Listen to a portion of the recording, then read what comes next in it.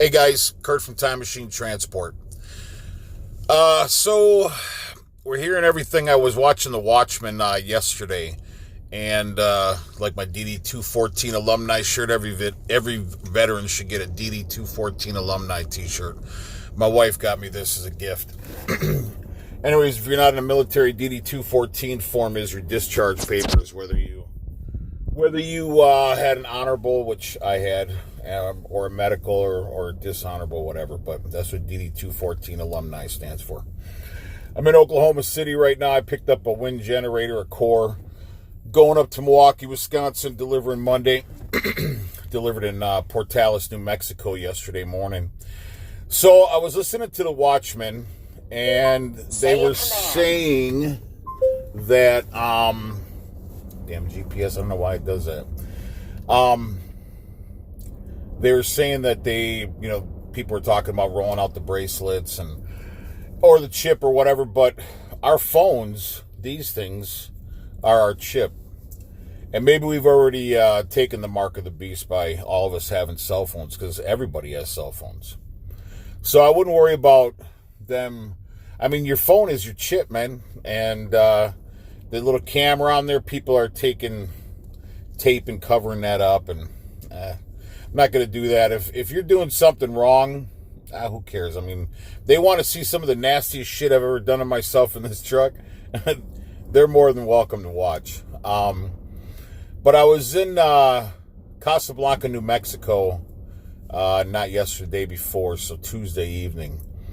It's a place where I stop on I-40 at the mile marker 108. It's a little casino and truck stop.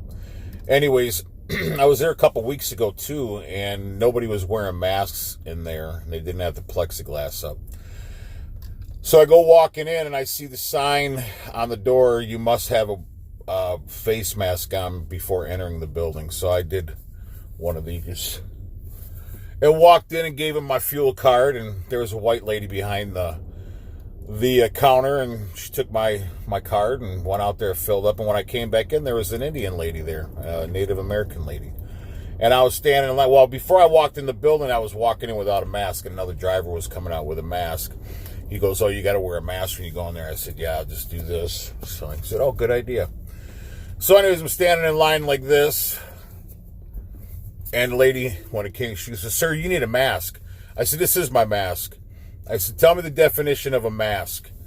And I said, "Just give me my fuel card and my receipt, please." So she did, and I left. Anyways, I won't be going back into there anymore. So I guess the other driver had told me that the Navajo Indians are really getting hit hard with this virus, 30%. And I have a friend that lives in Gallup, New Mexico, when they did martial, well, I don't know if it was martial law.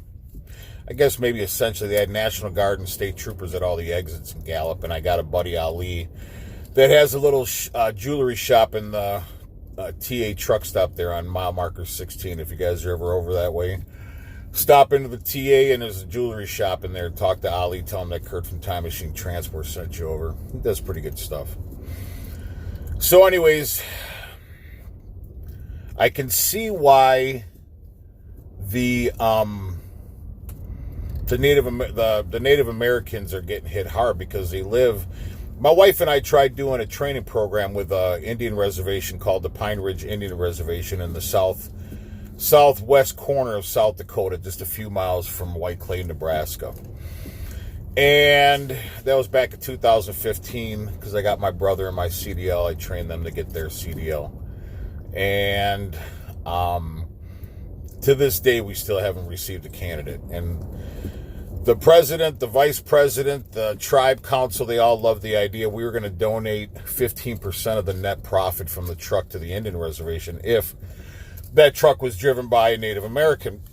And Steve Hernandez, who was the the assistant to the vice president and the vice president and the president of the tribe. I've been so dehydrated lately. He said his biggest fear was that they wouldn't be able to get not one candidate, because crystal meth is running rampant through the Indian reservation, and alcohol, of course. And it's a dry reservation, but in White Clay, Nebraska, they have a population of like 20. And they have like 2 or 3 liquor stores that sell 3 or 4 million cans of beer a year. And of course, we're selling it to the Native Americans on the Indian Reservation. So, Pine Ridge Indian Reservation is the poorest nation in the county and the poorest reservation the poorest county in the nation and the poorest reservation in the nation. And they still haven't gotten us a candidate to do a training video on. That's very sad. So, the Watchmen we're talking about with the drones breaking out all over the place and all this. Why is my GPS doing that? That's really pissing me off. I don't know why it does that. Say a command, all right? Shut up. That's a command. So yeah. They were talking about the drones and this and that and everything else. And so that's very concerning. And then I guess I'd watched Central Banker W3. He's a good guy. I watched him this morning, and I guess somebody from Marfugal News had said something, a tsunami or something coming, hitting the East Coast on May 19th. It keeps pushing. Like Mike from Around the World with Poser Paul Begley instead of Pastor Paul Begley. It's Poser Paul Begley. It's Begley Enterprises with a touch of Jesus. It's ridiculous. Anyways, things just keep pushing back. And then that's why we're looked at as the crazy people. Oh, so anyways, talking about crazy people, I was at a rest area a couple days ago talking to a driver about YouTube and this and that, and there's this grotesque, big, greasy, just very, very, I mean, I'm a fat guy, but this guy was very, very obese. And he was standing next to his truck. We were standing by my truck, and he was listening. And I was talking about YouTube and, you know, everything that's happened and not wearing a mask. And he said, "Oh, you guys are them crazy people, not wearing the mask, and we're all wearing masks. And you guys are getting us sick." And I was like, "Oh no, man, you're getting sick because you have poor personal hygiene." But he's going on, and he's just rambling his mouth, and I'm just like getting a little, my blood pressure's getting up, and so I told him, whoa, calm down, Biggie. I swear I said this, and he kind of pops back and he looks at me. I said, "Listen, man, we're not the crazy people. We have open minds. You're the crazy people that don't think about anything. You guys just follow suit with all the sheeple and just social conform and listen to whatever the government's got to say." I said, "That's ridiculous."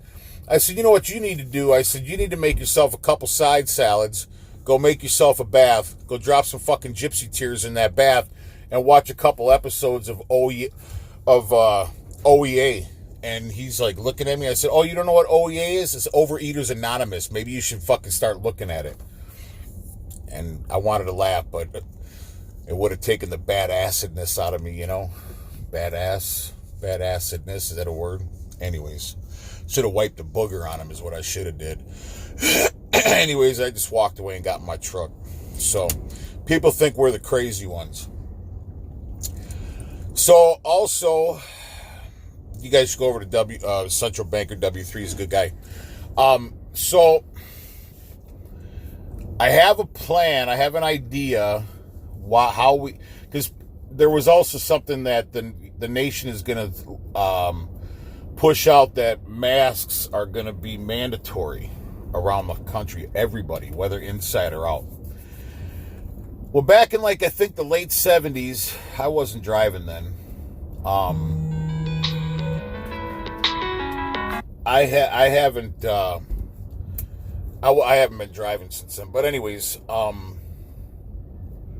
so the truck drivers, I think they had they had an issue with the fuel prices being so high, and they were tired of it.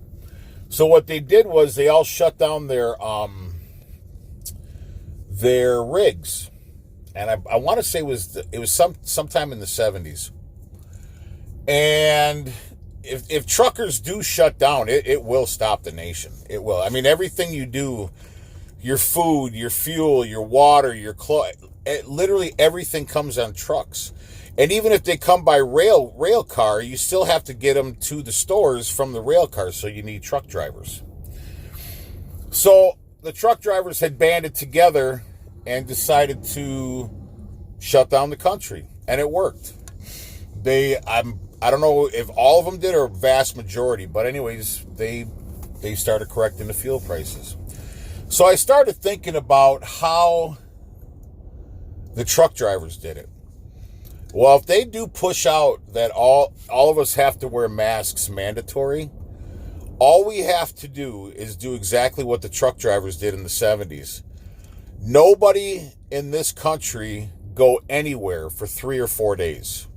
Literally 3 or 4 days. I mean, people are staying in their house for weeks and weeks and weeks now. So 3, 4 days. But if the whole entire nation literally didn't do anything but stay in your house for 3 or 4 days, didn't drive, didn't go to work, call in, whatever the case is, they can't arrest us all, right?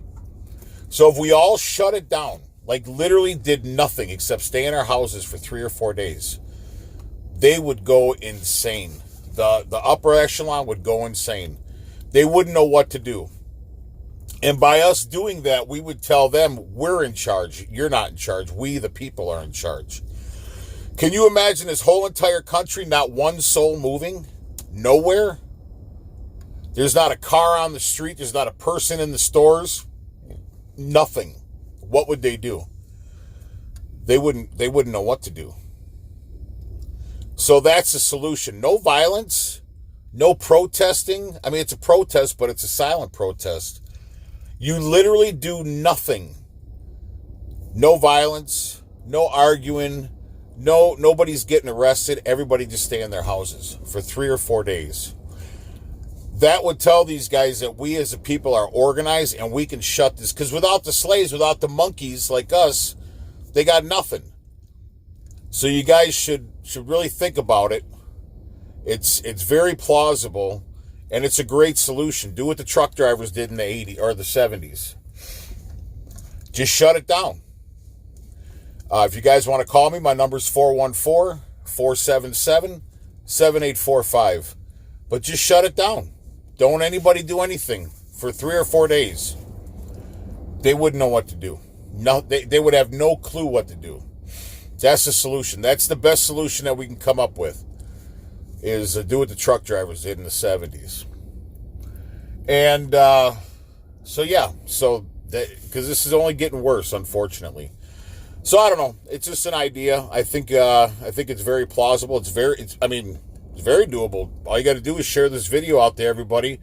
Everybody just start calling me. We just set up a date, and then literally just push it off to all your family and friends. It's like the Kevin Bacon theory, where he knows 7 people, you know 7 people, I know 7 people, and so on and so on and so on. Eventually, one of my 7 people are going to know somebody that knows his 7 that know Kevin Bacon. So it's just a matter of just pushing it out there. Shut down the country. Just stay home. That's all you got to do. That's the solution. Anyways, I hope this video finds you well. I'm going to turn my truck back on. I had a subscriber ask that I not idle the truck when I do a video because it's hard to hear. So it's pretty warm here, and I hope this video finds you well. If you like the content, please like and subscribe to the video. Ciao.